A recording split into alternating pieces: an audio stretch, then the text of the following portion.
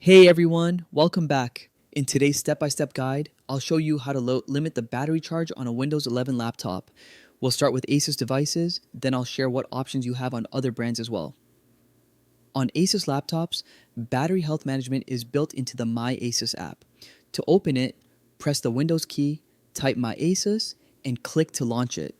If you don't see it, you can download My Asus for free from the Microsoft Store.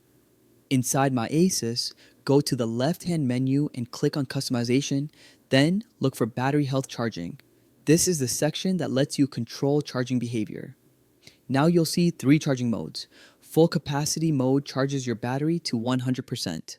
Balance mode charges up to about 80%, which is best if you use your laptop plugged in most of the time. Maximum lifespan mode caps charging around 60% for even longer battery health. Choose the one that works for your daily usage, then click OK to save. Once saved, your laptop will stop charging at the limit you selected. For example, in balance mode, it will stop around 80% even if you keep it plugged in. Now, what if you don't have an Asus laptop? Other manufacturers include similar features under different names. On Dell laptops, open Dell Power Manager and set primary battery charge configuration.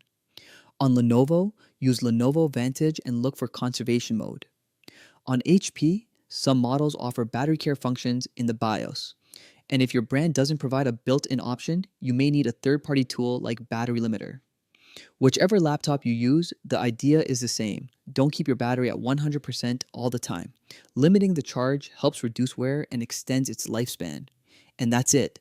On Asus, just use the My Asus app to pick your charging limit. On other laptops, check for tools like Dell Power Manager, Lenovo Vantage, or HP BIOS settings. Thanks for watching, and don't forget to subscribe for more Windows 11 tips.